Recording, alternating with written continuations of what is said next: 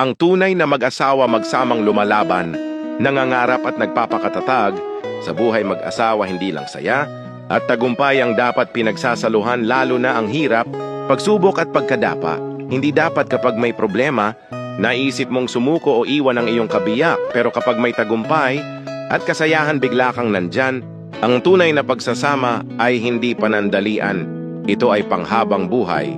Ito ay kasangga sa hirap at ginhawa, walang hihigit pa sa mag-asawang magkasamang humaharap sa bawat hamon ng buhay yung kahit anong mangyari, hindi nangiiwan, hindi bumibitaw, at hindi sumusuko sa isa't isa, hindi pera ari-arian o karangyaan ang basehan ng matibay na relasyon, kundi ang kakayahang magsama ng may tiwala at respeto at pangarap para sa isa't 0101 sa pinakamalaking senyales ng isang healthy at matibay na relasyon ay ang kakayahan ninyong mag-usap ng maayos.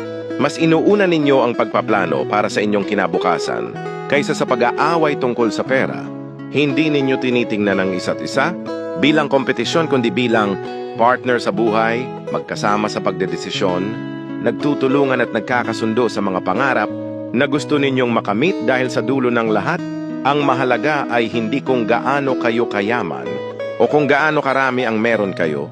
Ang mahalaga ay kung gaano ninyo pinahahalagahan at pinanghahawakan ang isa't isa. Piliin mo ang taong hindi ka iiwan kahit wala ka ang taong mas inuuna ang tayo kaysa sa ako.